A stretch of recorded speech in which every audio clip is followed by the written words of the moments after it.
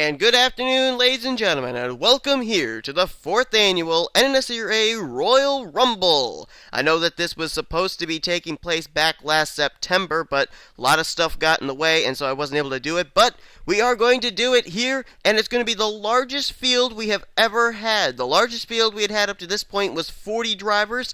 Here today, we're going to have 75 drivers, the biggest NNSCRA Royal Rumble to date. Certainly can't touch the Utica Home Track Series, which has had 100, and if you haven't checked that out, you'll want to head over to Utica Home Track Series channel, that's John Citadino's channel, and check out that amazing 5-day event. But we're having here 75 cars in the NNSCRA Royal Rumble, and for those of you that do not know how this whole concept works, let me kind of give you a bit of the parameters here. We're going to bring up the rules, and I'll try and explain it as fully as I can.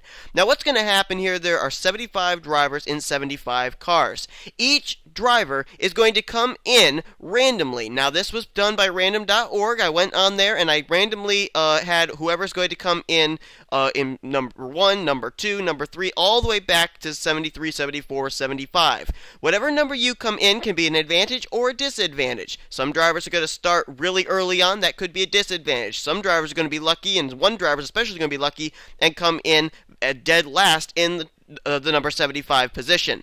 Now, what's going to happen here is we're going to start off this event with 2 drivers. The drivers that were drawn numbers 1 and 2. Not the car numbers, just the numbers that I randomly got on random.org. Those 2 drivers are going to start. We are going to have a different thing here in this Royal Rumble than we've had in the previous Royal Rumbles. In the previous Royal Rumbles we had, it was either 2 or 3 minute segments. We're actually going to have 3 lap segments here each time that a new driver comes onto the racetrack. So, for instance, driver numbers 1 and 2 are going to come onto the track, and they're going to drive for 3 laps. If nobody gets eliminated, we then have, at the end of the 3-lap segment, the driver who got entry number 3 coming in and joining the fray. We will continue all the way to number 75 to add another driver every 3 laps. Now, the other key thing about this particular race is it is based off of eliminations. And how do eliminations occur?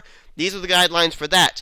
There is a yellow stripe on the apron separating the apron from the racetrack. If any driver puts all 4 tires, and that's the key word, 4 tires beneath the yellow line, they are automatically eliminated regardless of whether they finish the event or not.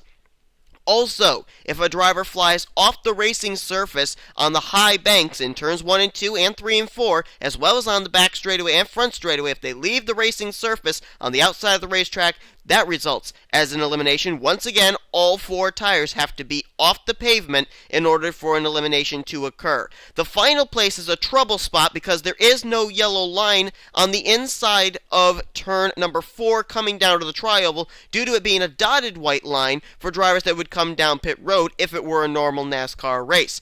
Because of the standards that are held in turns 1 and 2 and 3 and 4 as far as the yellow line separating the apron from the initial racetrack, that dotted white line in turn 4 is going to be, in essence, the yellow line, and if a driver puts all 4 tires down beneath that dotted white line, that will result in an elimination as well. Now, when a driver tries to do an elimination, that doesn't necessarily mean they're going to succeed in keeping themselves in the race. A lot of drivers are going to be very, very risky with trying to eliminate a driver. They could also eliminate themselves if they are trying to eliminate the driver and they do go beneath the yellow line or off the racing surface. They will be eliminated and not move on to the next round. After number 75 comes in, anybody at the end of the 3-lap segment after number 75 has entered the fray, all those drivers are going to be put into a 10-lap shootout, and the first driver to the line at the end of that 10 laps will be the winner of the 4th annual Royal Rumble. Hopefully that's going to give you guys all the guidelines you need to know. I don't think there's any time we got to waste. It's time to get down to it. We're going to find out now who entries number 1 and number 2 are, and get started here in the 4th annual NNSCRA Royal Rumble. Here we go then. Green flag is waving for the first 3-lap segment. Preston Plard drew number 1. Michael Norman drew number 2. Now the 2 of them going to go to work here for 3 laps. I'm not exactly sure if we're going to see eliminations take place this early. These drivers may actually just race each other cleanly and wait for more drivers to come on track. But then again, you never know. These drivers, when they get up to full song, they're going to be going about 260 miles per hour. And let me tell you, you make a little mistake, it's very difficult to be able to recover, especially going as fast as these drivers are. There they are already hitting 250 miles per hour coming out of turn 4. as Michael Norman tucks down in line. Now, the one thing that I have noticed in the past few years is if you're going to try to eliminate drivers, you want to be where Michael Norman is. You want to be behind the driver that you're trying to eliminate. It's very difficult to be able to try and come down into somebody that's behind you without eliminating yourself. And you see Preston Plard there. Look at how much room he's given him. About a car length width between himself and the 44. He doesn't want to get eliminated, and now he's in the catbird seat, but now he's immediately going to dive down to the inside line on Michael Norman. So as I suspected, these two not really going to push the issue right now. They're going to just race each other because, you know, it's not impossible, but it's improbable that either one of them are going to make it to the final segment. But just in case, they want to be sure they have a car that's going to be able to make the right moves at the right time if they make it to the final segment. There you see the flagman waving the white flag. This will be the final lap. And then after they complete this lap, we'll be adding a third driver into the fray. Michael Norman, a very well-known restrictor plate racer. Preston Plard, I've seen race before too. I remember he drove a few seasons in my Snickers Cup series. I think he drove the 47 if I recall. Michael Norman right now already a driver in my NNSCRA series. So there's going to be a lot of drivers. There are going to be new names that I know nothing about, but some drivers I'll be able to give some background on. As they're going to come down here, both drivers going to move on to round number 3 as we're about to get entry number 3. Checkered flag waving. Let's find out who drew number 3 here for the Royal Rumble. Driver number 3 going to be Megan Atkins' younger sister, Rachel Atkins, making her NNSCRA debut. This is her first start in any NNSCRA event. And we'll see how she does today in the 80 machine. Waiting on the flagman to show us the green to get this 3-lap segment completed. Here we go. And Rachel Atkins came down to the start-finish line. Looking like she was going to go 3 wide here, but thinks better of it, tucks back in line. It'll be interesting to see what her sister, as well as her team owner, Chris Dollerton, and some others may have actually taught her, because we have never seen her before on an NCAA racing circuit. Right now, Preston Ploward getting the better of everybody as he's going to pull away. You can't really do that here at a restrictor plate track unless you've got very few cars on the racetrack, which is the case right now.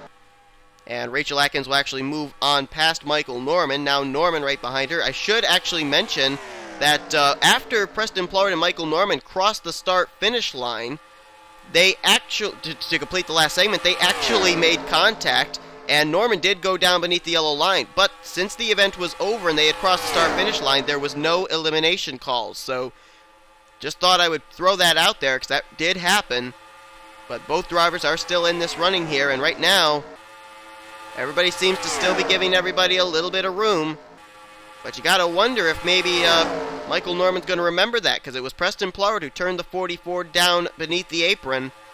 And right now, Michael Norman is right behind the 30 machine as they're coming down here to the white flag lap to complete this segment. One more lap.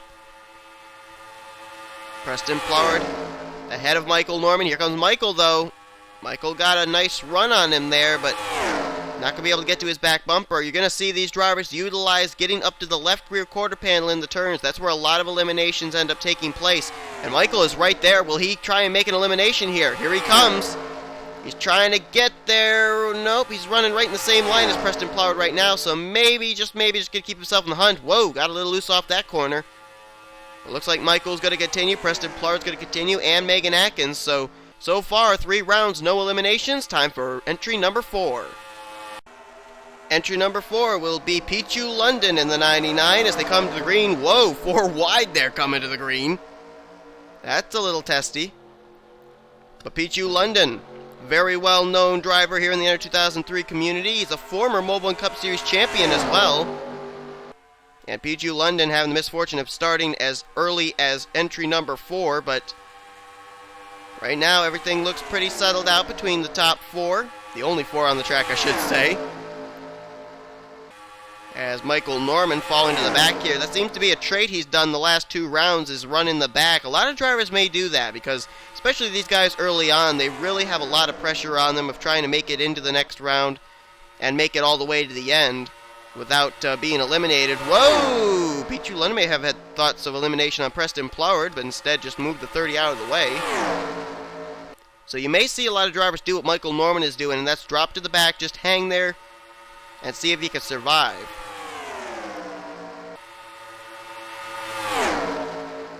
There's Rachel Atkins. She'll go down to the bottom and go back to the front. No drivers get any credit as far as leading laps or anything. There is going to be an award at the end of which driver gets the most eliminations. And then it's also going to be the driver that survives the longest here in the Royal Rumble, which right now would, of course, be Preston Ploward, who came in entry number 1. He's getting close left rear. There's an elimination, and all three of them are gone. London, Norman, and Preston Ploward are all gone. That leaves Rachel Atkins all by her lonesome. That didn't take long for us to get eliminations there. Oh boy, we will be going back looking at replays as well to see what exactly happened. I think that Preston Ploward's going to get credited with 3 eliminations, including himself, as Rachel Atkins is going to be the only driver to come down here and still advance into the next round. Let's jump back, look at a replay of what just happened. Here it was. Preston got a really good run on Michael Norman. He tried to do this earlier.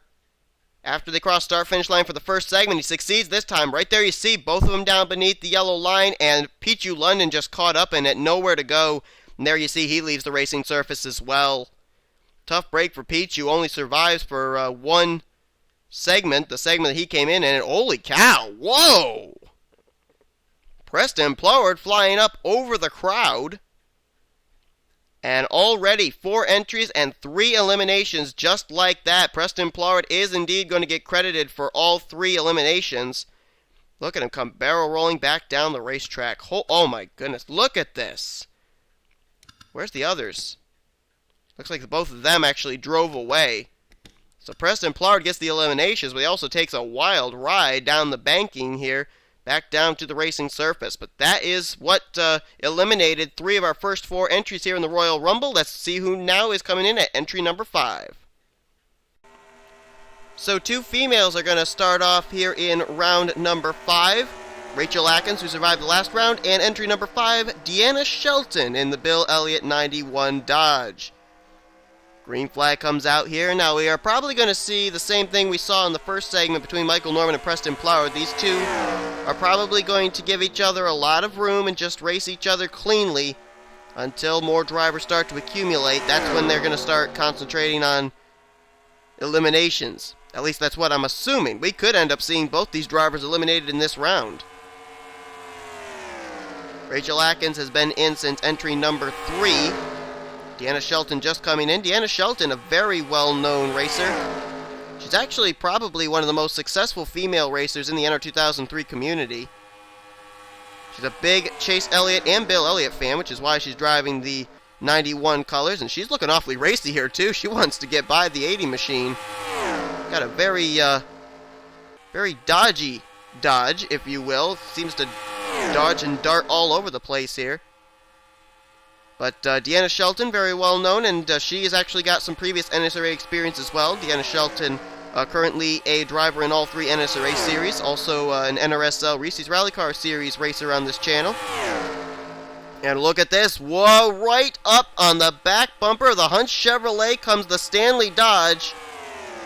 Now she's going to jump up to the high side. That probably put Rachel Atkins' heart in her throat for a moment. White flag in the air. Rachel just has to survive one more lap with Deanna Shelton breathing right down her neck.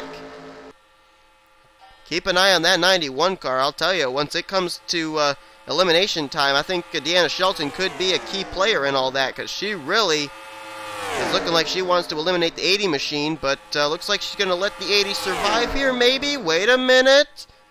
And now she darts down to the inside again. It looks like those two will survive and they'll move on to the next round. Checkered flag in the air. They'll move on. Let's find out now who entry number 6 will be. Entry number 6 going to be Seth Cole, the only Jaguar in today's event. Seth Cole entering in at number 6 as here they come down to the stripe. Green flag's going to come out. And we'll see how Seth Cole does versus the 2 females on track, Deanna Shelton and Rachel Atkins. Seth Cole, very well known in the Under 2003 community, running the very familiar 52 car. That's the same Jaguar that he actually drove in the Utica Home Track Series Royal Rumble over on John Citadino's channel. He's racing it here in the NSRA Royal Rumble. Wasn't all that successful in the Utica Home Track Series Royal Rumble, as I recall. Went for a wild barrel roll, had to go to a backup car, and then that car was wrecked very soon after. Whoa, Deanna Shelton. Now that's one thing you got to keep an eye on here, is a lot of times drivers will try and make that slide job move out of 4. Sometimes they forget about that double white line there and they can go over it. Deanna Shelton is safe though. She did not go even close to going over the line, but these drivers do have to keep that in mind. Going back to Seth Cole, driving the 52, the PlayStation 3 Beyond Two Souls Last of Us Jaguar. And now he's going to work on Deanna Shelton. Remember, it didn't take long for us to have eliminations. As soon as round 4, we had 3 drivers eliminated. The only one that survived so far is Rachel Atkins, which is actually the driver that's been on track the longest so far. She's been in 3 rounds now. This is her 4th.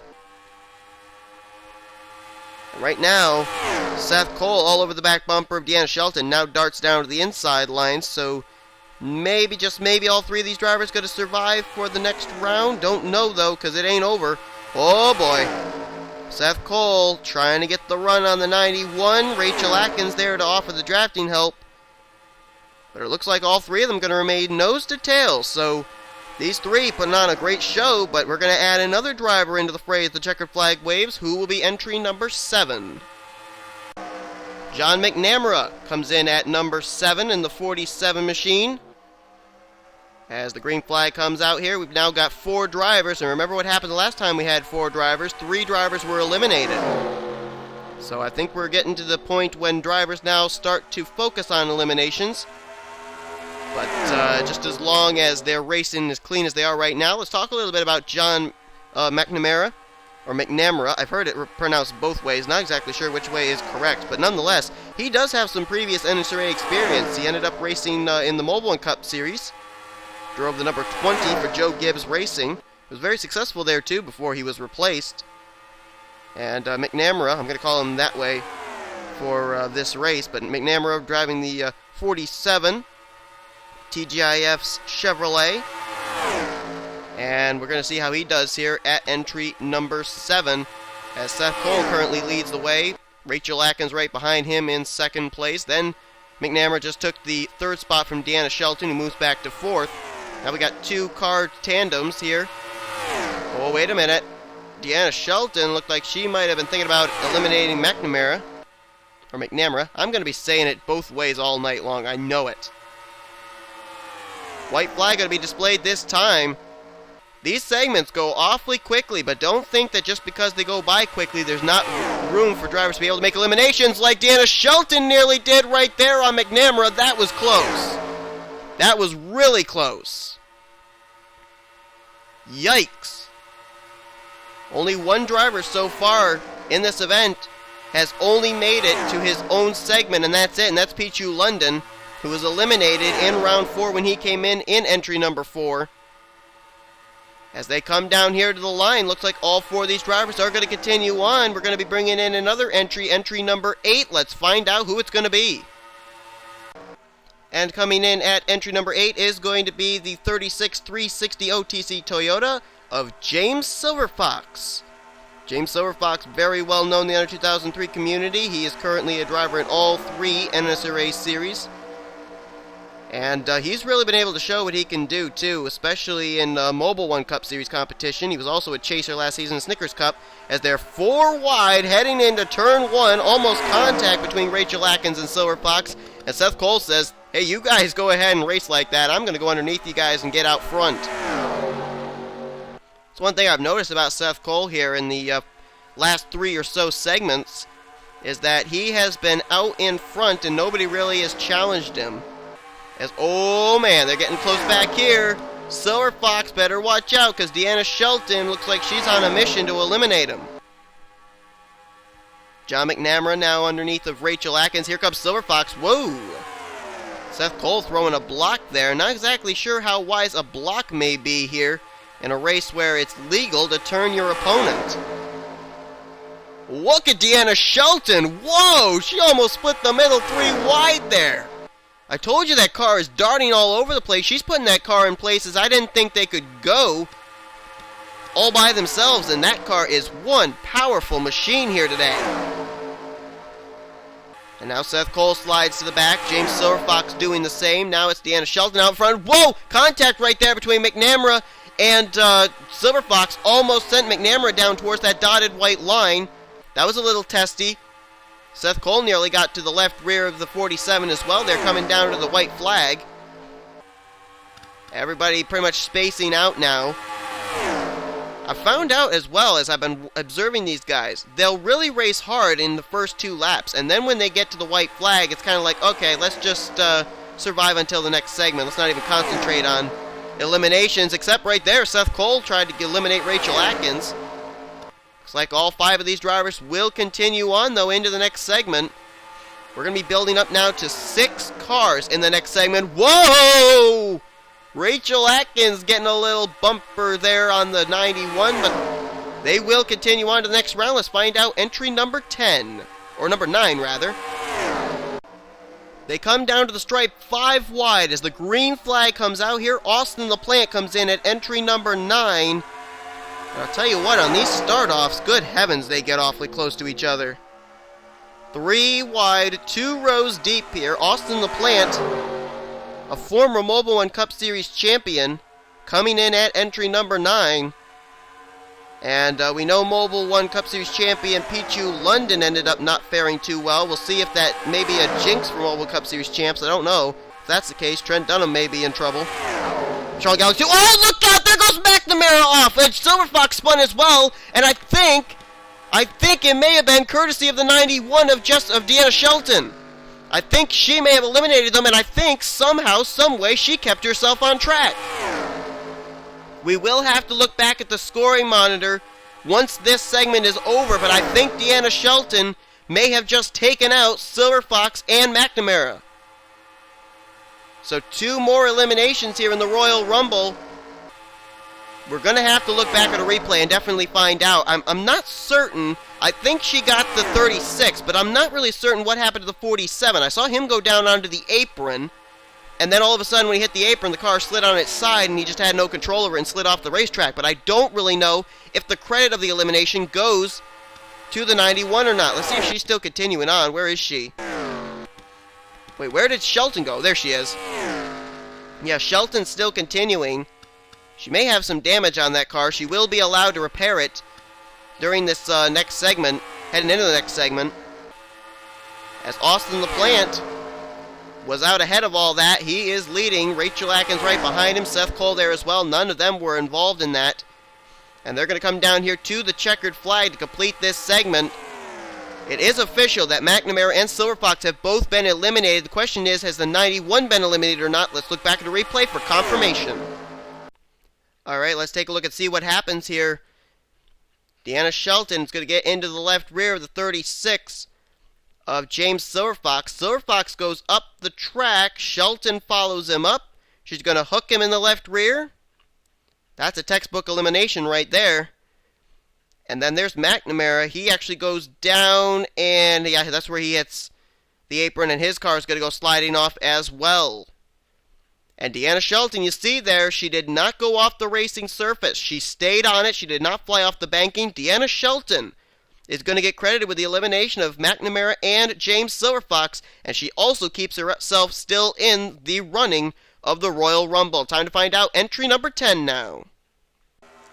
Next driver up is going to be Jordan Davis in the 28 machine, the Ricky Rudd throwback. So now we got 5 cars here, and we may see some eliminations take place in this segment, because the more drivers get on track, the more keen these drivers are to try to eliminate each other. Now look at Deanna Shelton. Oh boy, she went right out of the back bumper there, the 28. Close call there. Jordan Davis is a former Mobile and Snickers Cup Series driver. It's rather ironic, too, in the Mobile One Cup Series, when he made his debut, he drove the number 28 Ford Mustang, running the same colors that he's running today on his Ford Taurus. So that was rather an ironic thing, I thought. And he's going to go to the front. Whoa, look at right there, off to the plant. 2 tires went beneath the dotted white line, not all 4, so he's still good. So flirting with disaster there is Austin LaPlante, and he's able to get away with it. But that was a close call. Wait a minute. Here he comes up on the back bumper of Deanna Shelton. Could we look at a possible elimination here? Whoa, Rachel Atkins got into Jordan Davis there, too. That was close. And LaPlante going to be all over the back bumper of the 91 heading into this corner. Is he going to try and go a groove lower and make an elimination? No, he stays tucked in line. Whoa. Pops out of line there a little. He may have gotten a little squirrely or something because he just lost a bit of ground to Deanna Shelton. Seth Cole back there all over the back bumper of Rachel Atkins as the white flag's waving. One more lap. Whoa! LaPlante tried to come back down in line. Rachel Atkins was there. That could have been really close. As Deanna Shelton is out ahead of all this mayhem. And they're all going to be single file heading here into turns 3 and 4, it looks like, as Jordan Davis moves towards the back. So it looks like these 5 drivers putting on a good show, but they're going to keep it clean enough to be able to advance into the next round as they come down here to the checkers. Wait a minute. Whoa, whoa, whoa, whoa! We almost had a little something happen there just before we got to the start-finish line. It looks like we're good to go. Let's head now and take a look at our next entry, entry number 11. Entry number 11 will be our second Dodge of the day, Dylan Young in the Blue Deuce. And here we go. Now we got 6 drivers here in round number 11. And oh, look! Oh my goodness, that didn't take long. Seth Cole, Austin LaPlante, Deanna Shelton, and Dylan Young. Just like that. Good heavens. That may have been the shortest amount of time so far by a driver in this event.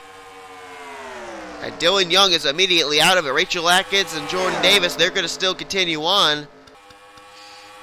But I'm not even really sure who's going to get that elimination. I don't know if it's going to be Seth Cole, because it looked like he got into the right rear of the 2, but it could be Dylan Young coming up into the 52. The replay will tell all and let us know, but just like that, we got 6 cars, and now we're down to 2. And Dylan Young, I'm wondering just how long he stayed in this thing. He wrecked right in turn 1 after coming down to receive the green flag. And I'm pretty certain that right now he holds the record this year of the shortest amount of time in the season 4, or in the 4th annual, I should say, annual Royal Rumble. As they'll come to the white flag, Jordan Davis, Rachel Atkins, I don't think either one of them are really going to force the issue. Not after what just happened. And Rachel Atkins, I actually was looking too, with her surviving here, she has gone 8 rounds without being eliminated. Right now she has the longest streak. And whoa! Got a big run there in Jordan Davis.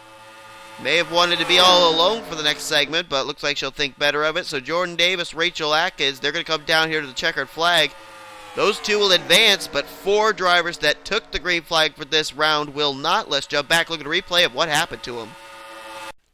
Alright, now here's what we have to determine. We have to determine, did Seth Cole come down or did Dylan Young come up?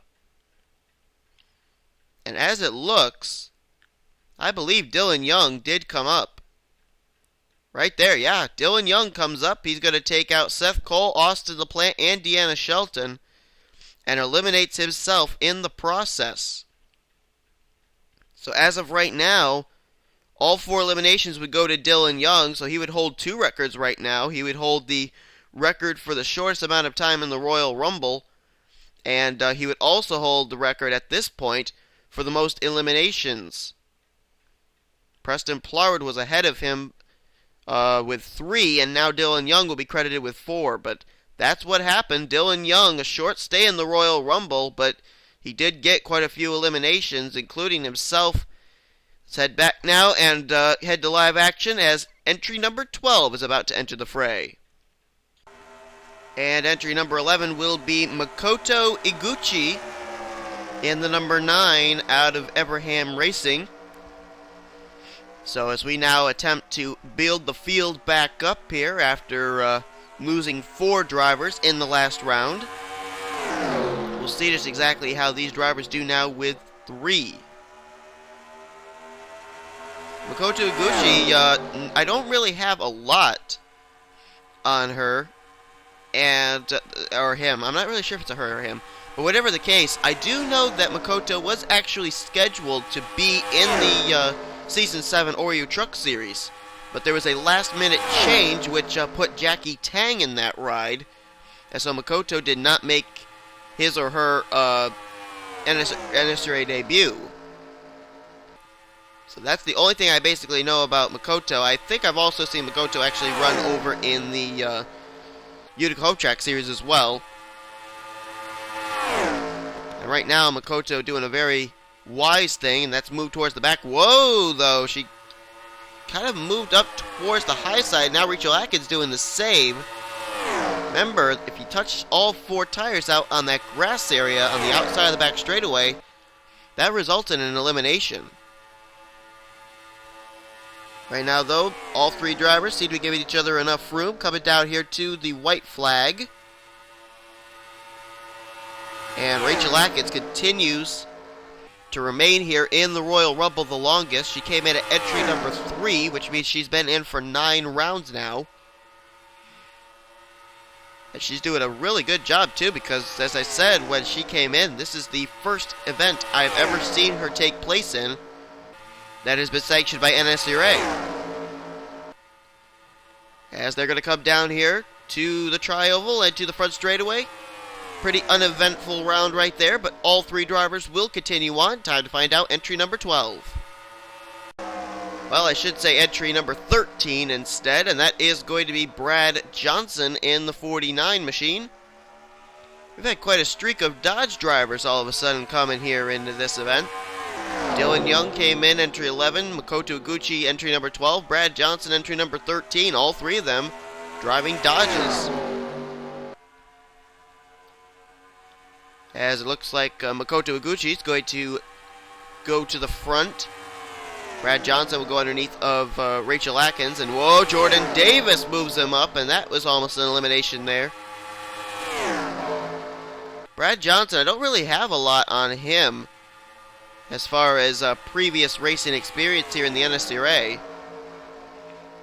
I believe he may actually be in the same boat as Rachel Atkins today in making his first NNSCRA start. Anyhow, they're all going to be single file here, and it took us getting up to 6 drivers before chaos broke out the last time. I wonder if these 4 are going to be able to keep it together and we'll be able to get up to about 4 drivers, or make it 6 drivers, next time that we have an elimination.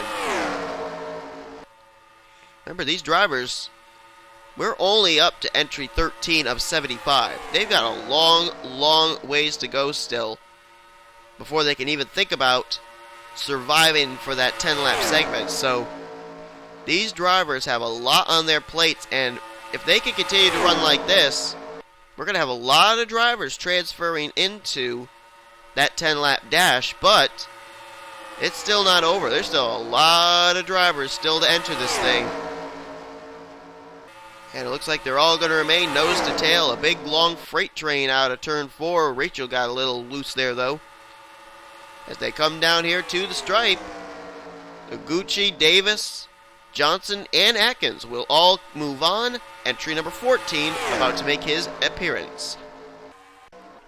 And entry number 14 is going to be Fred E. Coyote in the 23, another Dodge, actually. We've had 4 straight Dodges now. Fred E. Coyote is a driver out of the team run by Ralph Mason. I believe he also goes by the other alias of Monty McWolfington, who is racing in the NCG MRS World Sports Car Series in the 2.4 Hours of Le Mans, which will be coming out within the next few weeks, as I believe that's what I've been told. But Fred E. Coyote, I believe, is making his debut with the NNSCRA as well. You're going to see that a lot today. A lot of new faces, new names here in this field. After all, it's 75 drivers. And it looks like Jordan Davis is going to go to the front here. Help from Megan Atkins. I was thinking about this too. As I said, it's going to be very difficult for these drivers to make it all the way to round 75 and then be in there for the 10-lap dash. However, nothing's impossible.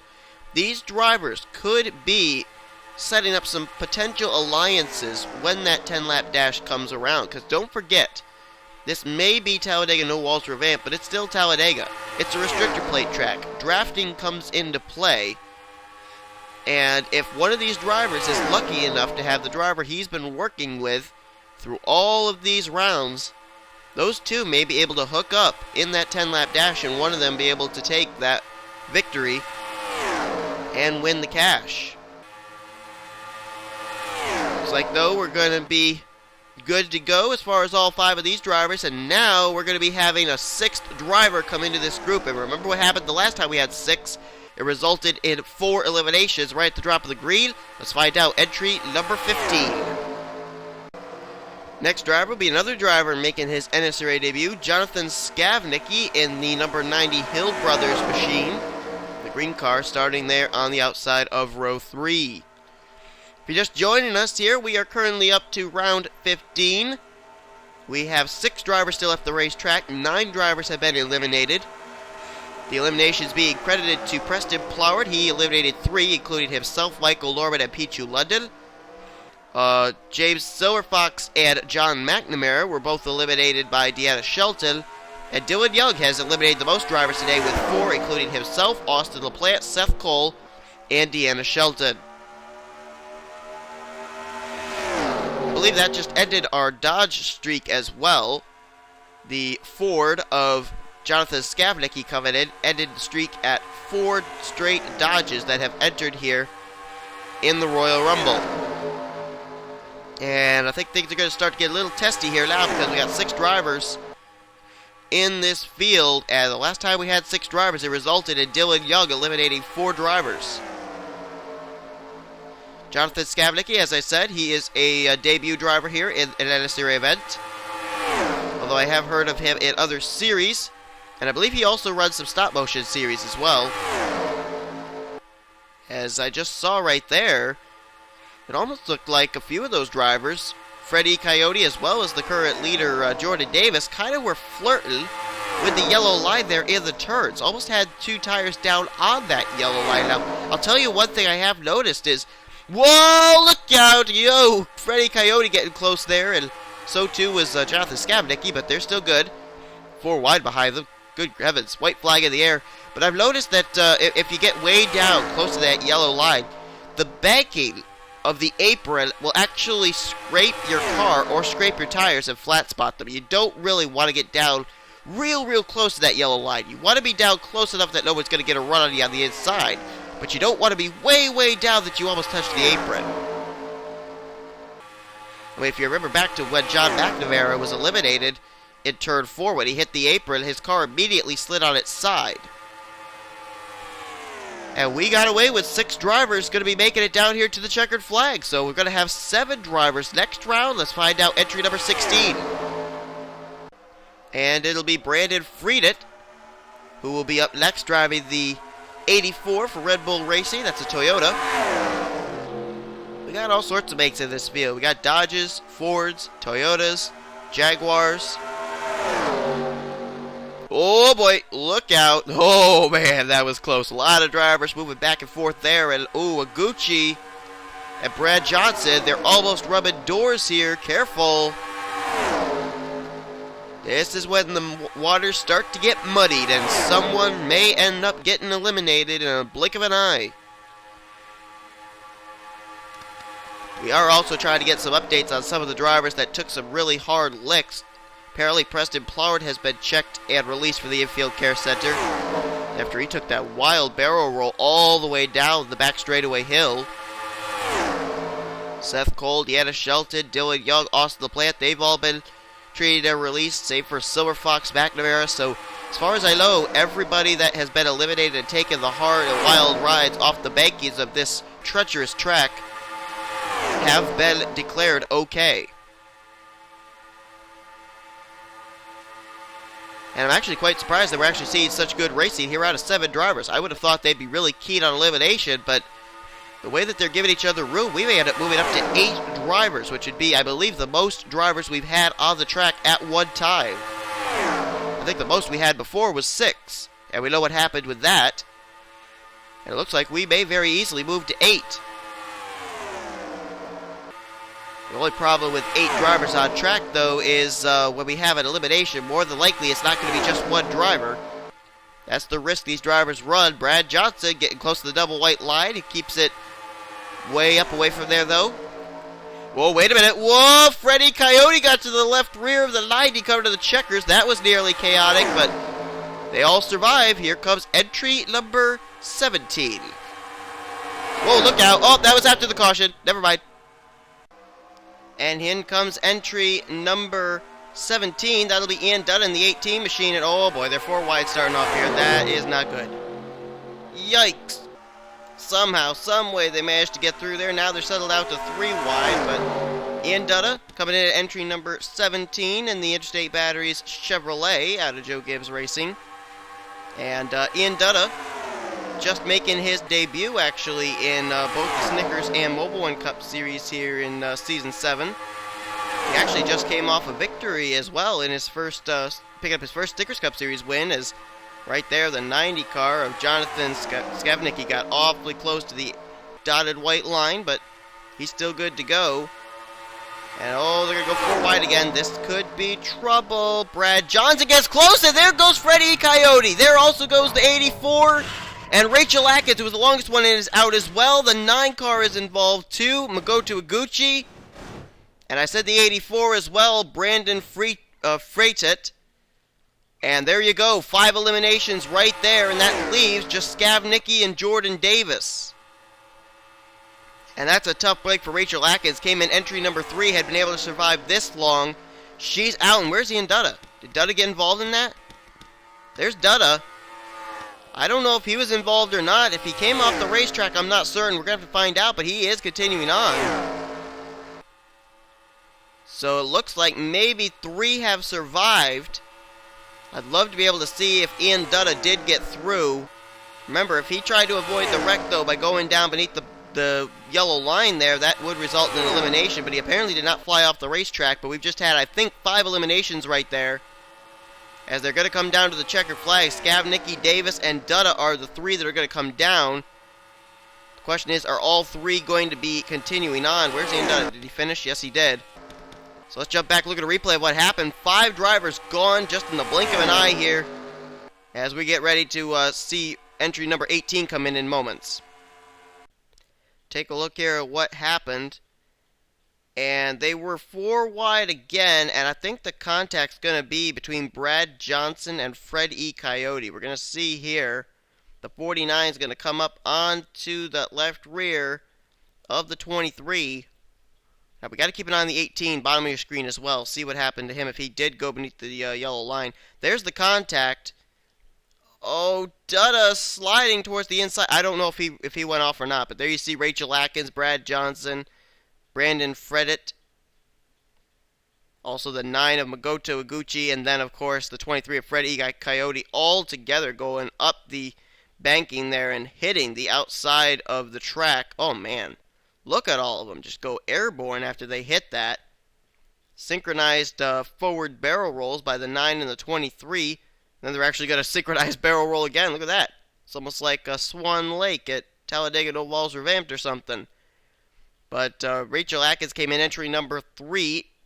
Iguchi, Johnson, Coyote all came in 12, 13, 14. And Brandon Freitet came in at 16. And all 3 of them have been eliminated. Now, I believe, according to what they're telling me, that Brad Johnson is getting credited with all of these eliminations. So that would get him the top spot for most eliminations here. As we're going to now quickly just look back at the 18 of Ian Dutta. We got to see if he ended up eliminating himself trying to avoid the wreck or not. Oh, wait a minute, he might have. Let's see. Ian Dutta just came in this round. Now, there's the contact. Now, Dutta is going to have a little contact right there from Brad Johnson. His car slides. Does he put all 4 wheels beneath the yellow line? Oh, that is close. Oh, boy, we got to look at another angle. The helicopter view will probably tell us. Oh, boy, I really don't know how to call that one. We're going to have to wait for the official word. Let's watch again. Now, if he has a little bit of his right rear on the yellow line, he is still good. I think, actually, we better look at it from a rear chase view. Here it is. Let's see. Does that wheel go? Oh, oh my goodness. I think he still had it on the yellow line. Let's go to that one spot that I just saw there. Right there. Now, is his wheel still on the yellow line? Can we find out? Is there some way to be able to tell? Gotta find a good enough camera angle. Wait a minute. Can we maybe look from the rear of the 84 that's just going off the track? That's not much of a help. Okay, we're going to boy, this is important, folks. This really determines it right here. There's Ian Dutta, the back of Ian Dutta. Okay, let's take a look from the back of Skavnicki. Let's rewind it a little bit here.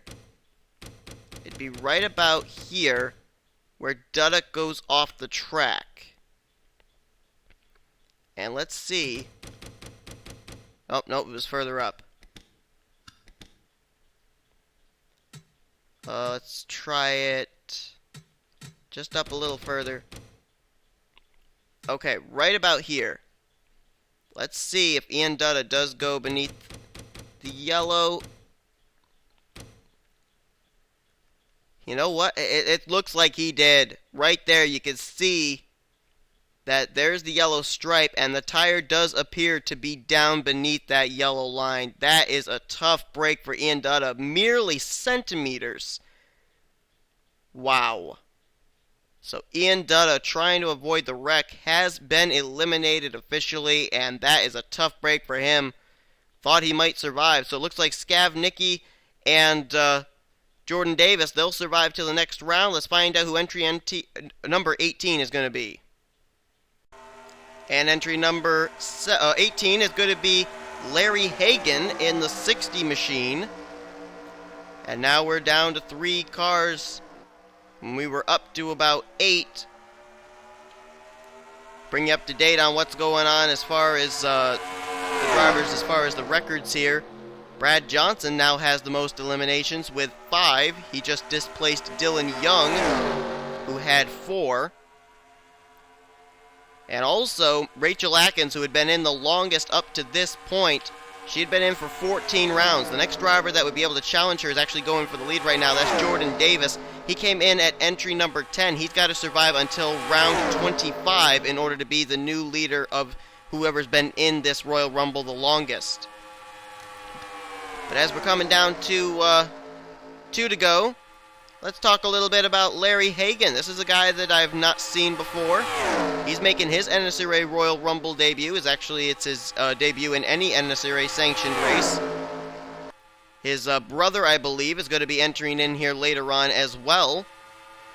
And interestingly enough as well, the 60 and the 90 were 2 of the last rides that actually went in signups, and both of them have survived up to this point. So kind of interesting there. So they're going to be coming down to the white flag. I think we're pretty much going to be seeing these drivers not really racing each other hard up to this point, as the white flag is displayed side by side between Skavnicki and Jordan Davis, but as Larry Hagan keeps way out in front of the others. Boy, it just seems that when we're getting into some good racing, then they really they wreck it up, and that's what basically the point is of this race. It's all legal. Anything goes. And I also do want to mention as well that only 5 eliminations went to Brad Johnson. The elimination of Ian Dutta did not go to him. Ian Dutta was actually credited with eliminating himself due to the fact that he was still in control of his car at the time he went beneath the yellow line. Checker flag waves. It's time to bring in another entry. Entry number 19. And entry number 19 is going to be Rod Houston.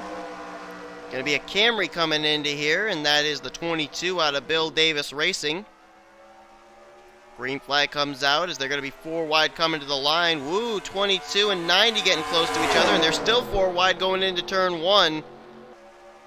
And, oh boy, they're still holding it. Now they're going to be 3 wide, now 2 wide, now single file heading off of turn number 2. Rod Houston, no stranger to NNSCRA competition. He was a driver in the Truck Series. I believe that was back in Season 5 when he drove the 15 for Michael Waltrip Racing. So no surprise to see him driving a Toyota here today. As we're starting to build the field up once again, we're now up to 4 drivers. And right now, the magic number for the 28 of Jordan Davis would be 5. He's got to make it 5 more rounds. Well, actually, no, I should say he's got to make it... wait a minute, let me just see here. Oh yeah, yep, only 5 more rounds. If he makes it to round 24, he'll be tied up with Megan Atkins for the longest amount of time here in the Royal Rumble. Coming down here to the white flag lap. It's been basically single file. That's what I pretty much expected. A lot of these drivers may be testing for that 10-lap dash if they make it. Still a long ways to go, though. We're only on entry number 19 of 75. Whoa, whoa, whoa! Little action going on back there between Rod Houston and Jordan Davis. Both of them almost got eliminated. That was a little close. Right now, looks like everything is settled out between them. Oh, wait a minute. Rod Houston to the back bumper of Skavnicki. And looks like he's going to let him go. So they're going to come down here to the checkered flag. These 4 are going to advance here as we're going to reach the 20 entry mark. Now let's find out who it's going to be. Now don't forget, folks, that these numbers were drawn completely at random, but entry number 20 is going to be Joe Houston. And we had Rod Houston come in under the last entry, so both of them going to be 19 and 20. And the 2 of them may be able to work together too. Now remember, Rod Houston's driving a Toyota. The 54 that Joe Houston is driving is a car out of the Roush stables. But still, you would think that a family alliance would be going on here, and we'll see if the 22 and the 54, even though they are of different makes, if they'll work together here in this segment. Another thing, too, is we may end up seeing brother against brother, father against son, sister against brother, friend against friend, and a lot of times the Royal Rumble, you got to put all that aside in order to aim for the common goal, and that's to win this thing, make it to the 10-lap shootout. Whoa! Right there, Rod Houston got a little shove from Larry Hagan. Nearly got sent up into Skavnicki. That was close. That car really came out from underneath him. Jordan Davis, though, continues to lead the way, though. He's either been way up at the front or way at the back. He has not really been up there battling in the middle of the group.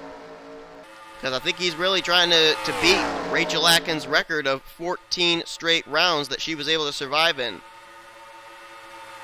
And there you see right there the Rod Houston machine jumped way up to the high side. Apparently he doesn't want anybody to get to his left rear in the front straightaway this time. White flag in the air. 1 more lap and then we'll bring in entry number 21. Larry Hagan all over the back bumper of Jordan Davis. And right behind him is going to be the Joe Houston car. Joe Houston looking to the inside, and Larry Hagan says, all right, you want the inside? I'll give it to you.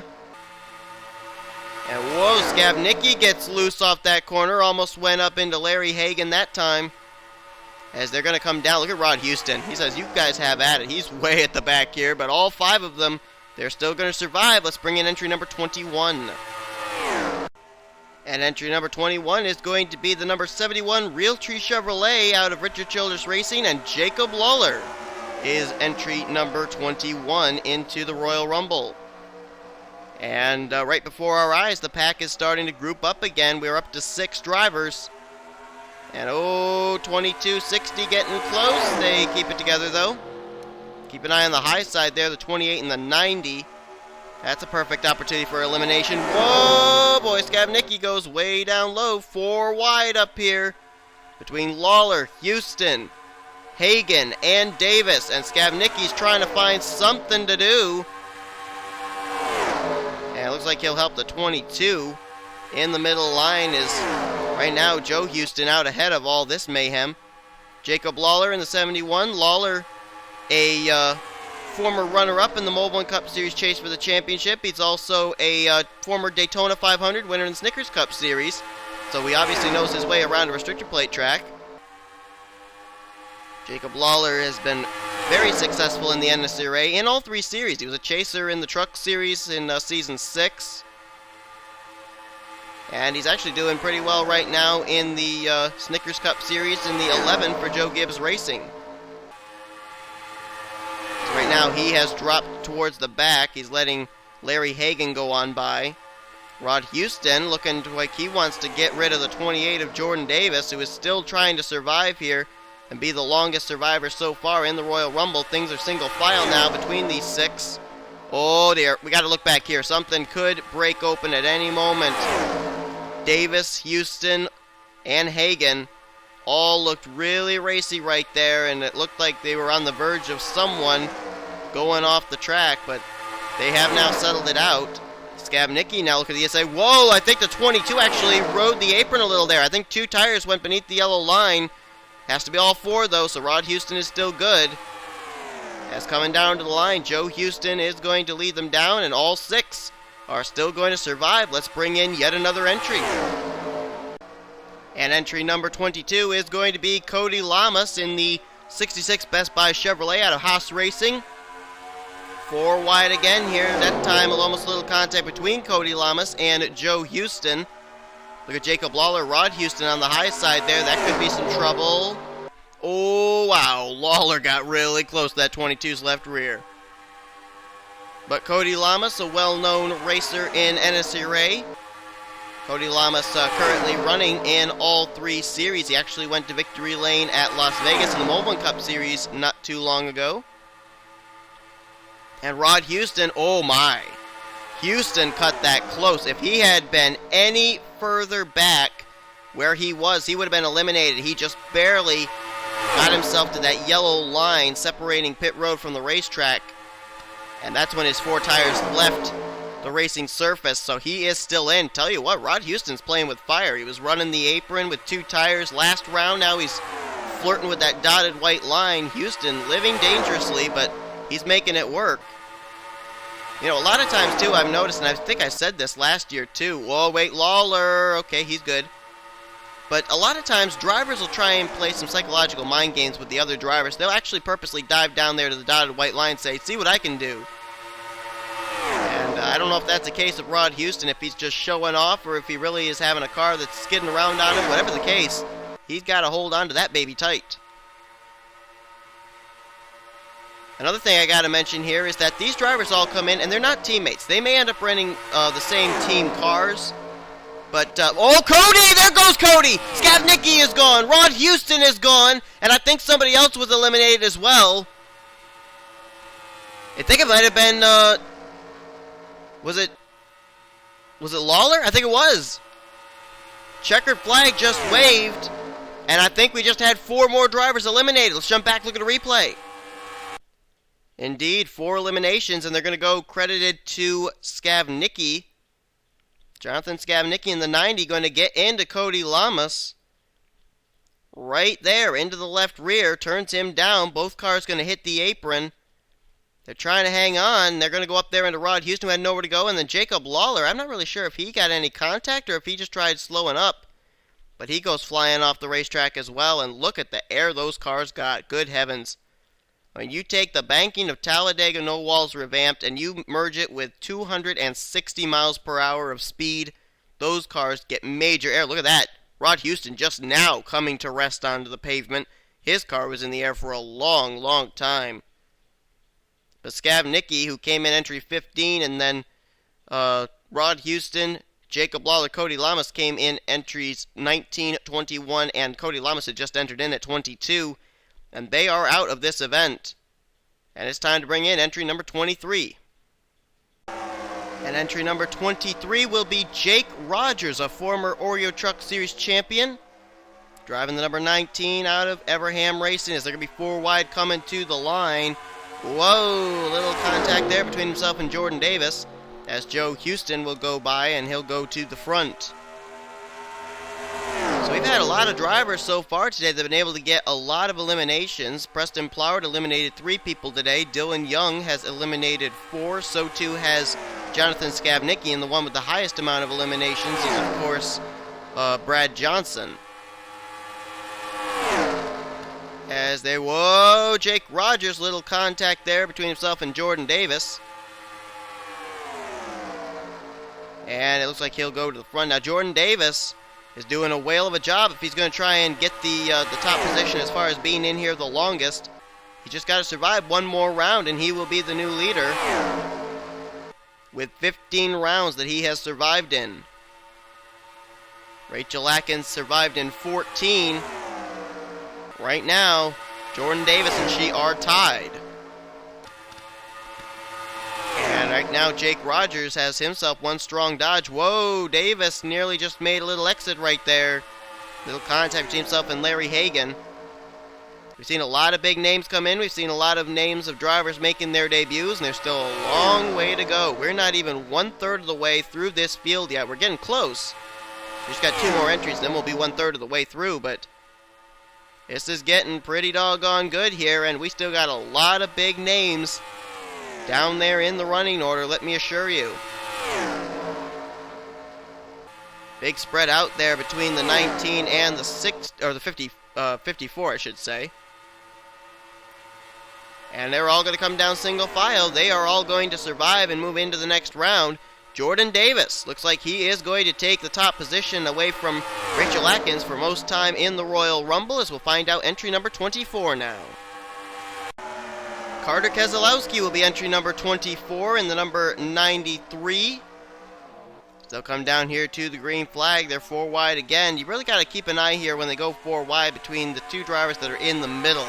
The inside middle and the outside middle. We've seen them bump doors quite a bit all the time coming into the turn 1 area. They actually settled it out to 3 wide there. I was surprised coming down to turn 1. And now they're 2 by 2 behind the current leader, Jake Rogers. Carter Keselowski, he's a former NNSCRA driver. He ended up driving the number 59 for a couple races in the Truck Series. I also remember him driving in the Mobile One Cup Series. I can't remember if he actually made a Snickers Cup Series start or not. But Carter Keselowski coming in at entry number 24, and we'd like to congratulate Jordan Davis. He is currently now the new record setter for longest amount of time in the Royal Rumble here in this 4th annual Royal Rumble, and right now he's looking like he wants to stick around a little bit longer too. And they're going to go 3 wide for the lead here. Davis, Joe Houston, and Jake Rogers. Looks like they're going to make it work. Carter Keselowski though, whoa. Got a nice run coming out of 4 there. He'll go to the inside of Houston. And Jordan Davis going to get himself back out in front again ahead of all these guys. And the white flag is displayed for 1 lap to go. Look at Larry Hagan way, way back there. He's not wanting to get himself up here in any trouble. Larry Hagan, if Jordan Davis does get eliminated, which doesn't look like it's going to happen here, he would then be the next in line to try and beat out Jordan Davis for the longest amount of time here in the Royal Rumble, as Hagan came into this race in entry number 18. But Carter Keselowski is going to lead him down here to the checker flag, it looks like, and these 5 drivers will continue on, as we're going to bring in entry number 25 now. We have now reached the 1/3 away through this event, and Henry Sanford comes in at entry 25, the first of the DEI Chevrolets, and the number 15 Menards Chevy. Green flag comes out here. They're 4 wide at the start again. Looks like everybody's giving each other a lot of room here, though. That's a good thing. We've had the opportunity here to be able to build the field back up again.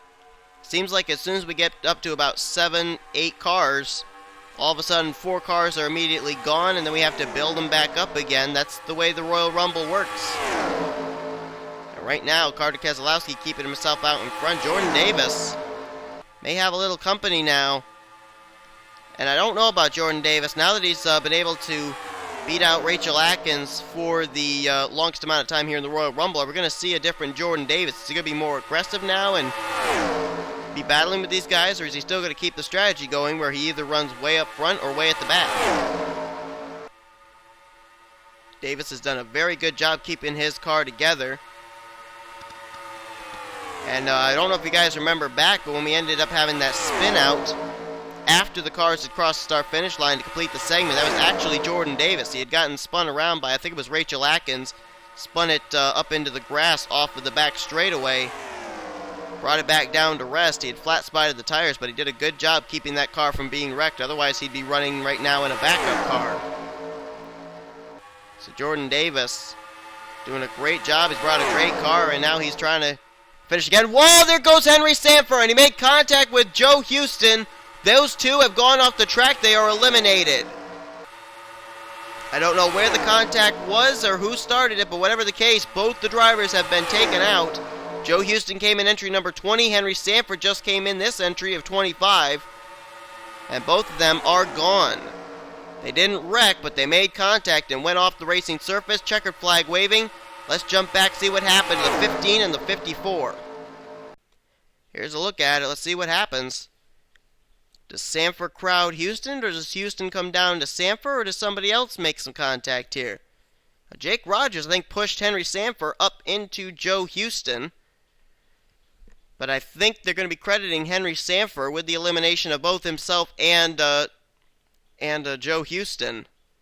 That's a tough break for both of those drivers. Tried to hang on to it, and they did, but they weren't able to keep their cars on the racing surface. So regardless of the bump that Jake Rogers may have given there, the 15 of Henry Sanford, he's going to exit with 2 eliminations, himself and Joe Houston, and looks like we're going to have only, 4 cars? Yeah, 4 cars that are going to move on, and we're going to bring in a 5th now as we bring in entry number 26. And entry number 26 is going to be Nathan Hudson in the 31 out of the Richard Childress stables. Nathan Hudson, don't really know a lot about him, except for that I know he drives the number 31 over in Sean Galligan's Craftsman Car Series. So Hudson making his NNSCRA debut, as we are still left with 5 drivers. And Carter Keselowski getting close to Larry Hagan there. That was close. I thought for certain we were going to see the 60 go down to 31. There goes the 60 into the 31. I just called it just a little too late. There goes Hagan in front of the rest of the field. And Carter Keselowski's out. Jordan Davis has now been eliminated. And there's Hudson. He is involved as well. And just like that, Jake Rogers is left all by his lonesome. So Davis looks like he's going to survive until round number 26. He went a total of 16 rounds. There's Carter Keselowski, who I think made the initial contact. And there is Larry Hagan. And I believe, Hudson didn't even be able to complete the lap. He is on pit road. Man, Hudson was close. I think he gave Dylan Young a run for his money for shortest amount of time in the Royal Rumble, but I think Dylan Young still holds that prestigious award, if you can call it that. Coming down to the white flag here is going to be Jake Rogers, who is going to be all by his lonesome versus whoever comes in at entry number 27. And the big thing about this now is Jake Rogers came in at entry number 23. And now he would be the one to try and beat out Jordan Davis. I was thinking Larry Hagan, if Davis was gone, would end up being the one to try and get that, be the longest in the Royal Rumble, but he's been eliminated as well. And Jake Rogers, with nobody behind him, all by his lonesome, is going to be the only one of those drivers to survive this round and move on into the next round in round 27. As he'll come down, there's the checkered flag. Jake Rogers moves on. The others do not. Let's see what happened to all of them. Quite honestly, I expected this to happen a lot sooner than it did. I saw the 93 into the left rear of the 60 for a long time. There it is, coming off 2. He's going to bounce off of Nathan Hudson. Hudson goes down. I think Hudson may actually hit the inside retaining wall. And then there you see Jordan Davis. He's going to clip the 60 again. 60's going to turn down in front of the 93. 28 right there. There's where he's eliminated. Carter Keselowski trying to hang on, trying to hang out right there. All 4 tires have left the pavement, or gone beneath the yellow line anyway. And that is how those guys got eliminated. And I think we got to just quickly jump back here. I think the 31's going to take one mighty hard lick into the inside safer barrier. Well, maybe not. Let's see. Can we jump to another camera angle here? No. Right there. Hits into the safer barrier. Car's going to get airborne, hop back up onto the racetrack. That's a hard lick for the driver of the 31. And all this going on behind Jake Rogers.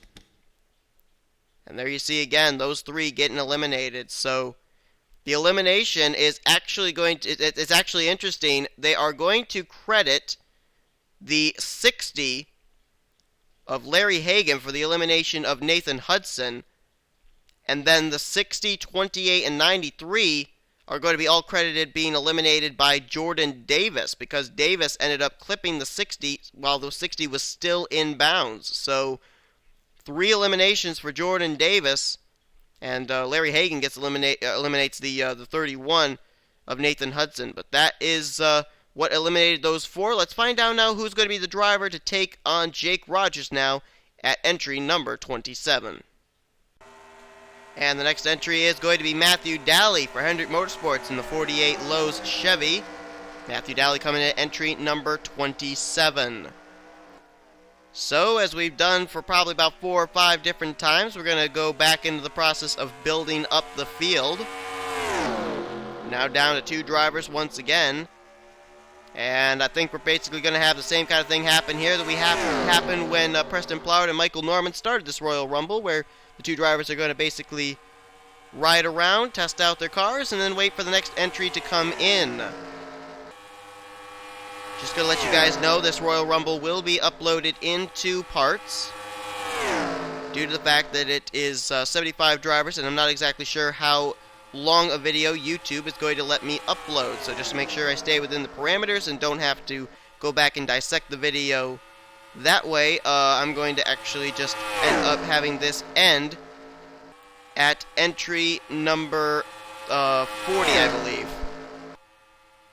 Yep, that's where we're going to be ending, is entry number 40, and then we'll have the final 35 drivers come in the second part of this Royal Rumble. As you see here, clearly the 1948 really don't want to mess with each other. Matthew Daly, a former Mobile and Cup Series driver, and he's currently driving in the Oreo Truck Series in Season 7. As they come down here, they're going to get the white flag. I don't really think you're going to see the 2 of them rough each other up a little bit. Well, maybe not. Maybe the 48 does have some tensions on his mind. Right on the back bumper there, Dodge versus Chevy. Be interesting to see who comes in next. At entry number 28 is, whoa, Matthew. Well, he left some daylight between himself and the 19. He was down there near where the left rear quarter panel was, but he wasn't really up against him. And now he's going to back off here as they come down here to the checkered flag. So Jake Rogers, Matthew Daly, they'll continue on. Let's find out entry number 28. Coming in for Roush Racing, that's going to be entry 28, Tanner Sullivan in the DeWalt Tools Ford.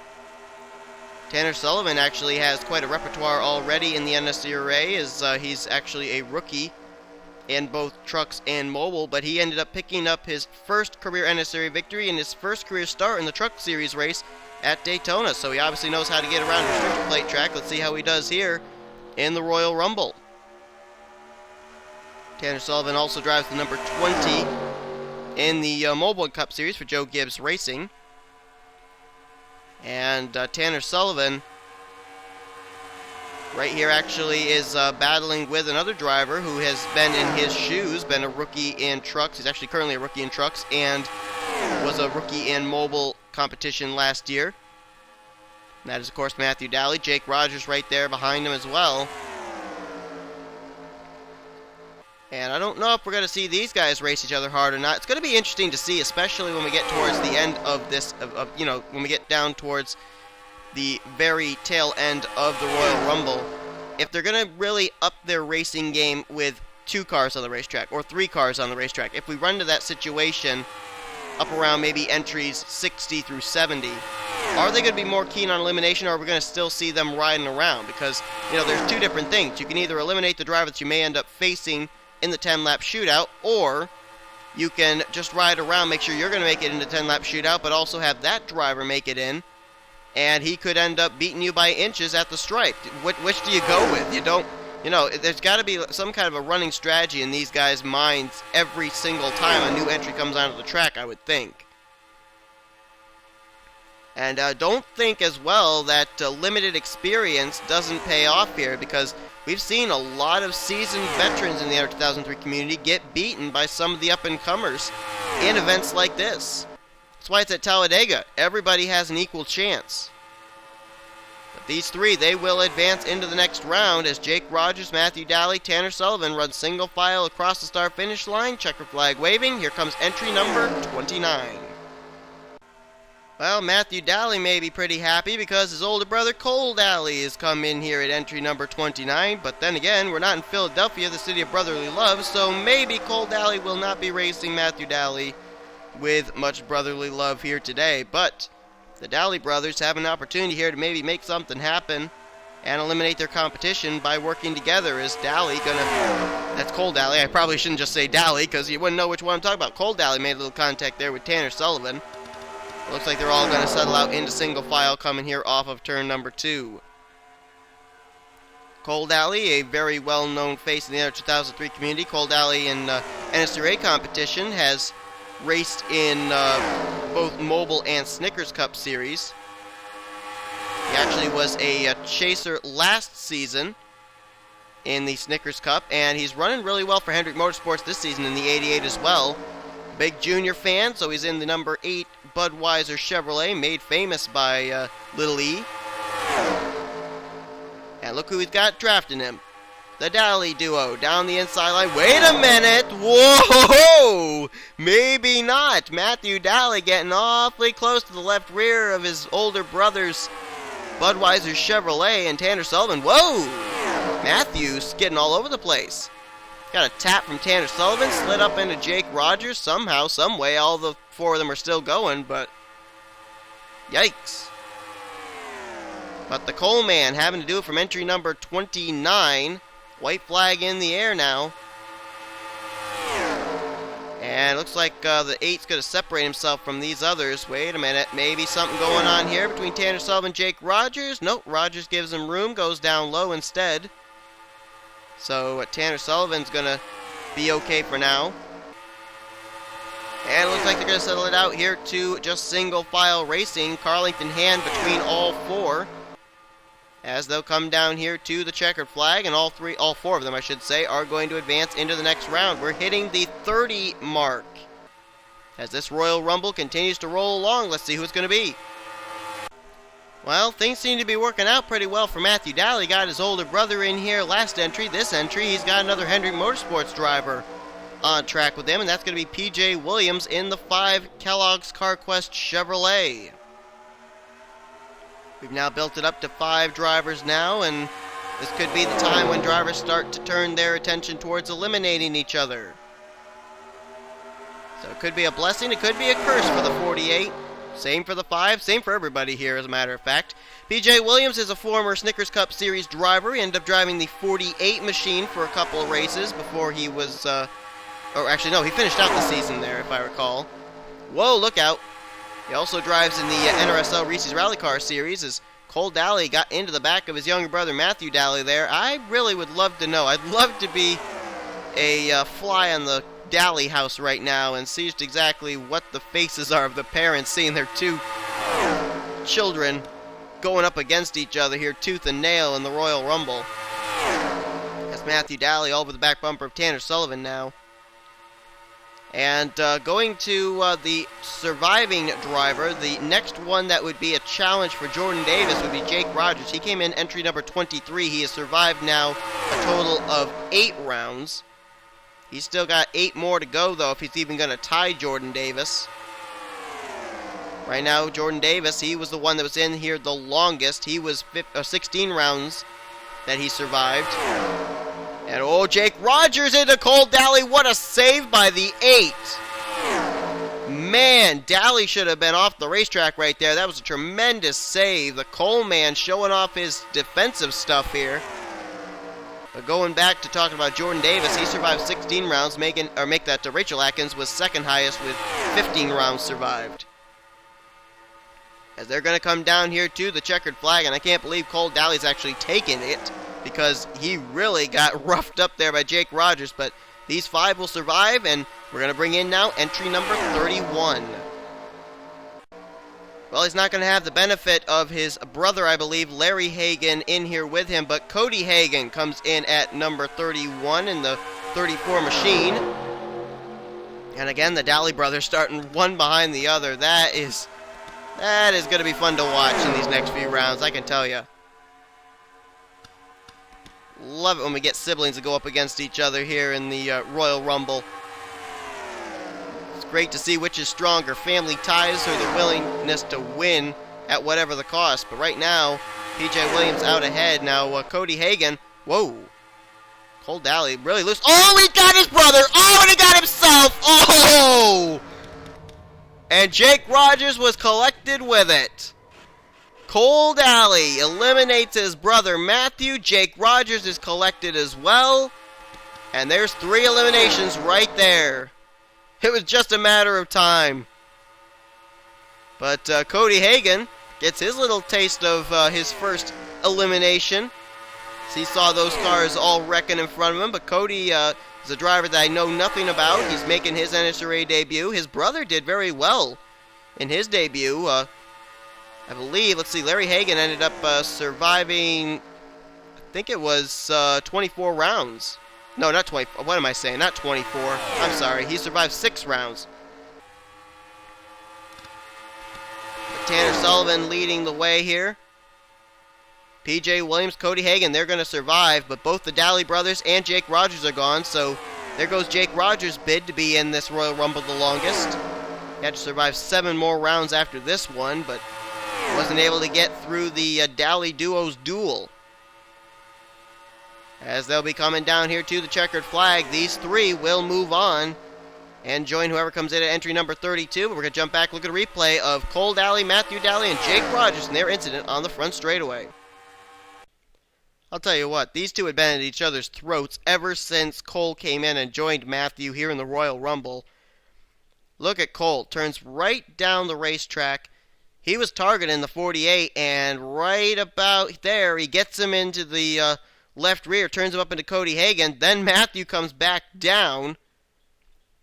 Cole's going to get the apron. Jake Rogers makes contact there with the 48, and oh, Jake almost got through.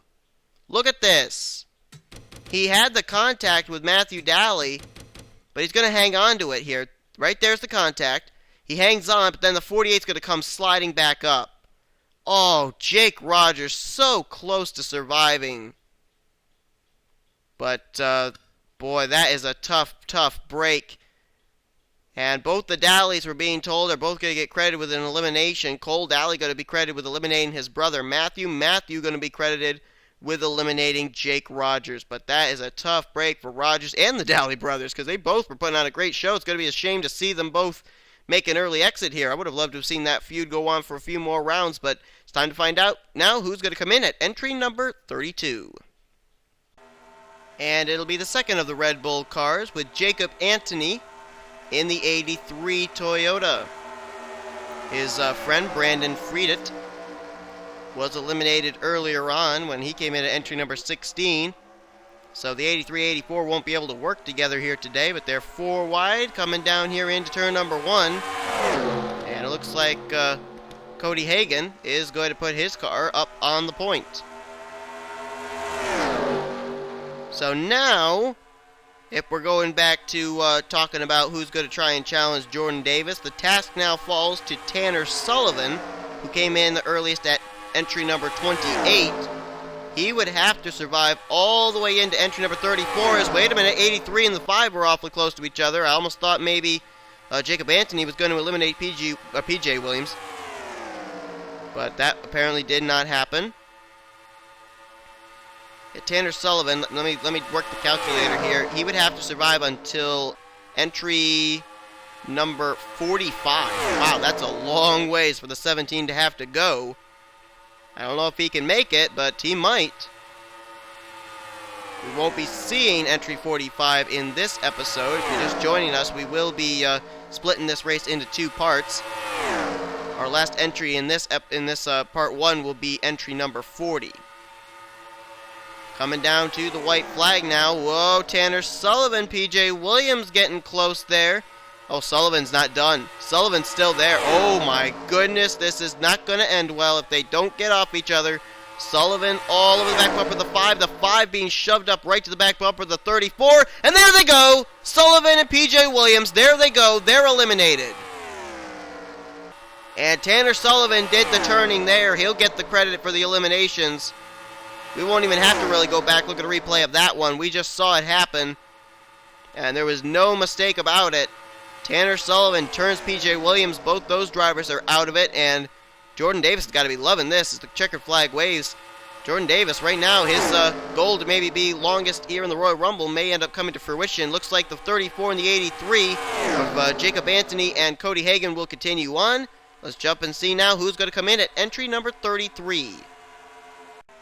Well, the last entry was the 83. This time, it's the 38. Zachary Lombard, the brother to Joseph Lombard, driving the 38 M&M's Ford out of Robert Yates Racing, as he comes in at entry number 33. So now, I'm not even sure if I should really keep going with who could challenge Jordan Davis for being in the longest, because it seems like every time I end up bringing up somebody, they end up getting taken out not too long after. I talked about Jake Rogers, he was gone. I talked about Tanner Sullivan, he just was eliminated. So right now, it's looking like we're going to have maybe 4 cars survive. I don't know. We'll see. As Zachary Lombard coming down to the inside line. Now, Zachary Lombard has no previous NNSCRA experience, but he is a well-known NR 2003 driver. His brother Joseph, I think, is more well-known, but Zachary is also well-known as well, and it'd be really interesting to see if Zachary can survive until Joseph comes on, because he's scheduled to be coming on very soon. And both those two, we know they have rivalries as far as gaming on Joseph Lombard's channel, and it would be interesting to see what kind of rivalry they'd have here as far as the Royal Rumble in a non-points event. But all three of these drivers giving each other a lot of room. And it looks like all three of them going to be racing it smart here, and it looks like they're all three going to make it back toward, we're going to make it into round number 34. Getting closer and closer to the end here of part 1. Oh, wait a minute, Jacob Anthony all over the back bumper there of Zachary Lombard, but it doesn't look like he's going to make any kind of a move. Instead shoots his car to the high side to keep himself out of trouble, and they'll come down to the checkered flag, and these three will transfer on. Here comes entry number 34. And we've got a Pontiac coming in at entry number 34. Sean Henley in the number 27. Sponsored by Viagra. Very similar colors, or familiar colors I should say, that we usually see on most Sean of Henley's rides. And I can tell you true that when I put this car in the car set, I was pretty doggone certain it was going to be Sean Henley that was going to be the driver of this machine. And I ended up being correct, as Henley is a former Snickers Cup Series champion, and he's also raced in the Oreo and Mobil Cup Series for several seasons. Sean Henley coming in at entry number 34 here today, and from past experience, if I remember correctly, I don't think the Royal Rumble has really been that kind to Sean Henley, and we'll see how he does here with the original Cup mod, as Henley is currently second right behind of Zachary Lombard. And I'm trying to remember, too, if we had any other Pontiacs come in earlier. I think this may be the first of the Pontiacs to enter into today's event. Not sure if he's the only Pontiac. I'd have to look back through. So I think most of the other ones that would be Pontiacs are actually Toyotas or Chevys now. So Sean may be the only Pontiac, and we'll see how he does. He's going to slip to the back here. Zachary Lombard out in front ahead of Jacob Anthony. They'll come down here to the white flag. If you're just joining us, several drivers have already taken some records that they're currently holding at the moment. Most eliminations are 5. That goes to currently to Brad Johnson. Dylan Young has been the shortest amount of time in the Royal Rumble. That was only about 10 seconds. And currently the driver that has been in the Royal Rumble the longest, even though he has been eliminated, is currently Jordan Davis. Right now you're looking at entries 31 through 34. Those are the only drivers that have survived now. Entries 1 through 30 have all been eliminated in various ways. And we'll come down here to the checkered flag. This segment is over. Time to bring in entry number 35. Well, we had a streak of dodges coming in, then a streak of no dodges coming in. And now it's another dodge, and that's going to be Daniel Voiles in the number 12 machine. Now, Daniel Voiles certainly hoping that his Penske Dodge not going to have the same thing happen to him that happened to Dylan Young's Penske Dodge, which was, of course, staying in the Royal Rumble with the shortest amount of time. And whoa, we nearly got a little bit of help in leaving early from Jacob Anthony. But they are going to keep it together as they're trying to work on the high side against Cody Hagan on the low side. And it looks like it actually worked. So Daniel Voiles with the high side. Whoa, Zachary close there on Cody Hagan. Moved him up the track, almost got him turned around. And Sean Henley says, okay, you guys go ahead. I'm just going to ride back here. Daniel Voiles is a former Mobile One Cup Series driver. He drove the number 41 machine in the Mobile One Cup Series back, I believe it was in Season 6. And so he's got some previous NNSCRA experiences. Now here comes Jacob Anthony down to the inside. Zachary Lombard looking to maybe go 3 wide, and he's going to have some drafting help in the form of the Cody Hagan machine. Look at how far back Sean Henley is. That's not exactly bad strategy if you ask me. I mean, especially with the fact that, yeah, you're running at the back. You could be trying to make sure you keep the draft, but a lot of times we've seen drivers that are riding at the back get caught up and messes up ahead of them. So Sean Henley making sure he takes every precaution that if something does break out, he's going to get through it. As Cody Hagan now goes to the front. Still a long ways to go here in this Royal Rumble. We are 2 entries away from reaching halfway point. Oh, look out, there they go! Oh, and Henley got collected! Zachary Lombard, Daniel Voiles, Jacob Anthony, and Sean Henley. All 4 of them are taken off the racetrack. And then there was one, Cody Hagan, the only one to come down and take the checkers. And just like that, 4 more eliminations. We're going to jump back, see how it started. Now watch right here, the 38 and the 83. They may be the ones that trigger this. Anthony gets the good run, and I think he may get into Zachary Lombard's left rear. Right there. Turns him down to Daniel Voiles. Voiles' car is going to snap up, and there you see, you're going to see in just a moment, we'll go back to it, but I think Jacob Anthony came up, and he's the one that collected Sean Henley. But there's Voiles and Zachary Lombard both flying. And there's the 83. Let's see. He got onto the apron. I think he came back up. I told you that Sean Henley was back a ways, but sometimes even being way back there is not a help. And you see him turn way down. He tried. Oh, man, he almost did it. He almost got underneath the 83. Just couldn't quite get there. And there you see all 4 of his tires going to leave the racetrack as well. So Sean Henley's eliminated, and 4 more entries are gone.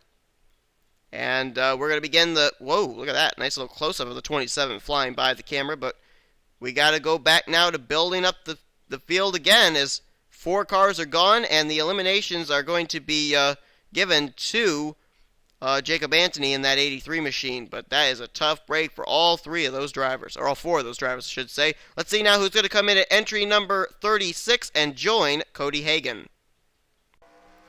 The very familiar black and white number 3 colors gracing us here at the Royal Rumble, with Joshua Collard coming in at entry number 36. So now he and Cody Hagan, we'll see how those 2 do together here. They're going to work together, are they going to mind their own business, or are they going to try going at each other? I would think it was going to be the latter rather than the 2 former, but then again, you never know. Joshua Collard is a former driver in the Mobile One Cup Series, actually still running in the Mobile One Cup Series, driving the number 9. And he also is making his rookie season in the Snickers Cup Series, driving the 43 for Petty Enterprises. Joshua Collard was also a former Mobile One Cup Series chase contender last season as well. Cody Hagan given lots of room down there to be able to go underneath the GM Goodwrench Chevrolet. And we now begin once again to try and build up this field. I said it before, I'll say it again. It seems like every time we get about 4, 5, 6 drivers on the racetrack, boom, half of them are gone.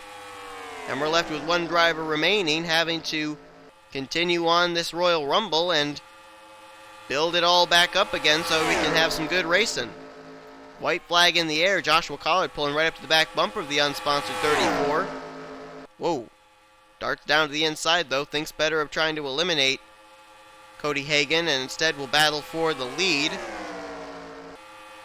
Cody Hagan right now has been in this event for 6 rounds, so he may be the next driver we'll keep an eye on as far as maybe trying to run down Jordan Davis for longest amount of time here in the Royal Rumble. But he's still got a long ways to go before we can even start talking about that. But we know he will move on to the next round, so will Joshua Collard. Here comes entry number 37. Jessica Shelton comes in at entry number 37. Die-hard Bill Elliott, Chase Elliott fan, driving the number 94 McDonald's Ford Taurus that Bill Elliott made very famous. As a matter of fact, Bill Elliott, not necessarily in this ride, but he ended up having the fastest lap time at Talladega Superspeedway, hitting the 212 mile per hour mark in qualifying, and so we'll see if maybe a little bit of awesome Bill from Dawsonville magic can work for Jessica Shelton here today and that Ford Taurus. She's got a dart out of line there underneath of Joshua Collard, but wasn't able to make the move. Cody Hagan almost made contact with her there in the right rear as he'll come now to the high side. 2 laps to go in this segment as Collard way out ahead. Don't really expect to see a lot of hard racing out of these 3, but then again, you never know. And we're getting close here to winding down the first part of this Royal Rumble as Collard, Shelton, and Cody Hagan all still running. Cody Hagan continuing to build up the number of rounds he has survived in as he continues to try and run down Jordan Davis for the longest amount of time in this year's Royal Rumble. White flag displayed. Here comes Cody down to the inside on Jessica. Now we know that Jessica Shelton's alter ego, Deanna Shelton, was in this event earlier on, and Deanna ended up surviving all the way up to round 11 after coming in at entry number 5. So she survived 7 rounds, but not able to work here with Jessica Shelton here in round 37. Single file between these 3. They'll come down here to the stripe. Checker flag waves. Time now for entry number 38 to join the Royal Rumble. Here we go. Green flag comes out as we get ready here for entry number 38, which is Megan Atkins in the number 14 Chevrolet out of MB2 Motorsports. Kind of ironic, too, because if I'm not mistaken, earlier on, Megan Atkins' sister, Rachel Atkins, raced off against Deanna Shelton, and Jessica Shelton is here in this round. So we got a little Atkins versus Shelton going on here, both at the beginning and the middle of this event. Megan Atkins, a very well-known racer in the NNSCRA. She is actually in her rookie season, the Snickers Cup Series. She ran the Mobile Cup Series last season, driving the 1 machine. And she was a contender up there, too. She was actually, I believe, the only rookie to make the chase. Joshua Collard nearly got eliminated by her right there. Great save. Collard got really squirrely there off the nose of the Waste Management Chevrolet, and a nicely done save. Must be an Earnhardt thing, because Cole Daly pulled off a nice save as well. And he was driving the Dale Jr. number 8. But right now, looks like everything is calm for the moment. Megan Atkins still does not seem to want to get off the back bumper of the Good Wrench Chevrolet, though. And there they go! There they go! Whoop. I messed it up. Collard and Atkins are both gone. And I'll tell you what, the 14 was relentless on the 3. Megan Atkins was not going to let Joshua Collard go. And it finally ends with her not only eliminating Joshua Collard, but herself. And it looks like Cody Hagan and Jessica Shelton, they will be making it into round 39. Collard and Atkins will not. Let's jump back quickly, look at a replay of the 14 and the 3 and the contact they made. Well, here it was. Right there. Just hooks him in the right rear, sends him off the track, and Atkins is not able to hang on to it either. Man, Collard got a lot of air. And he's going to hit the outside of the track area. Look at that. I don't think there's a front left on that car. And wait a minute, is he riding the outside of the track? I think he was. And then he disappears. And begins to barrel roll. And Atkins is somewhere back there too. You can't even see him back here. Not with either camera angle. So, boy, that is a tough break for Collard. Came in with high hopes. Megan Atkins eliminates Collard, but eliminates herself in the very same round that she comes in. So the two of them are out, and it's going to be Megan Atkins getting credit with both of the eliminations. We're now going to find out entry number 39. Coming in at entry number 39 is going to be the Roush Fenway Ford of Luke Walker. And we know that Pichu London, his friend, ended up coming in at entry number 4 and was eliminated that very same round. Didn't make it into the next round. And right now, Luke Walker trying to see what he can do as he'll roll off from the 39th spot.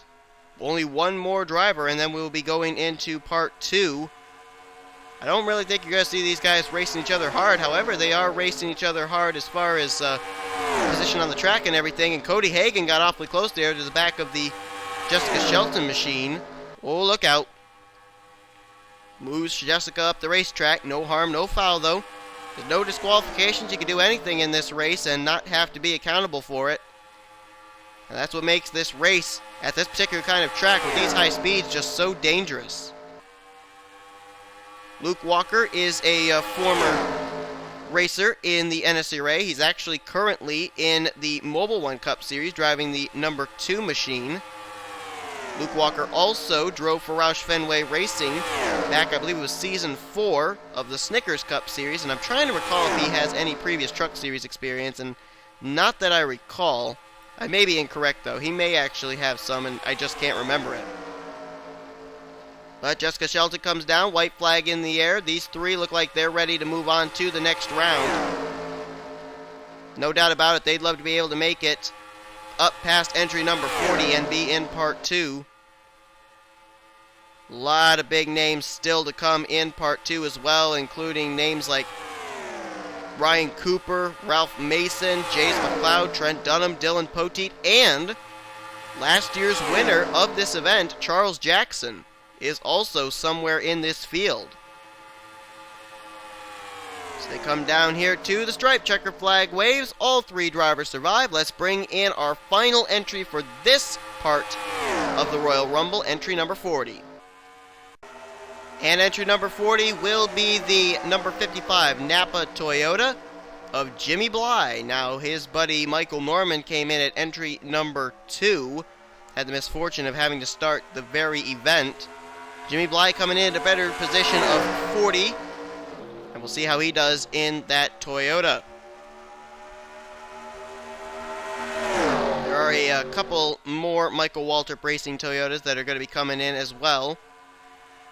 No idea when they're going to be coming in, though. And we got 4 drivers on the racetrack now. I don't really want to say these drivers are going to wreck each other and try to eliminate each other. However, you know, this is the Royal Rumble. And whoa, I think maybe Jimmy Bly may have actually been running the apron there. I thought I heard some scraping. He may have actually scraped the side skirt on the left side on the apron. I didn't see any sparks fly, however, so I don't really know if he did hit it or not. Don't really want to do that. That can either flat spot your tires or catch and then send you straight up the racetrack and you can eliminate yourself. This track, there's just so much you have to think about. It's pretty much a mental racetrack.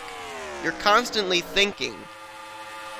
As Luke Walker enjoys the benefit of a nice view of 3 wide behind him. That's going to help keep him ahead of the disaster area behind him. Jessica Shelton, Cody Hagan, and Jimmy Bly back in this tussle. White flag in the air, though. They just got to make it one more time around, and you'll see these 4 going up against whoever's number 41 in part 2 of this 4th annual NSRA Royal Rumble. And right now, I could also say Cody Hagan, as we are here in round number 40, he has made it now a total of 10 rounds. So if he survives here coming out of these final few corners, we'll be looking at him to maybe try and beat Jordan Davis's record of 16 straight rounds of surviving. before he was eliminated, and it looks like he will do so. These four, Luke Walker, Jessica Shelton, Jimmy Bly, and Cody Hagan, will be in Part 2 of the Royal Rumble. And best of luck to them.